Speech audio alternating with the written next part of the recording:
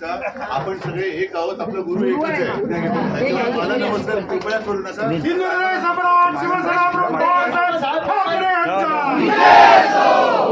सगळ्यांना जय महाराष्ट्र, खूप खूप शुभेच्छा. आणि तुम्ही प्लीज मनापासून सांगतो नमस्कार साहेबांच्या इकडे करा, मला जय महाराष्ट्र करा. मी आज कोणाबरोबर फोटो नाही काढतो, आपण एकत्र आहोत.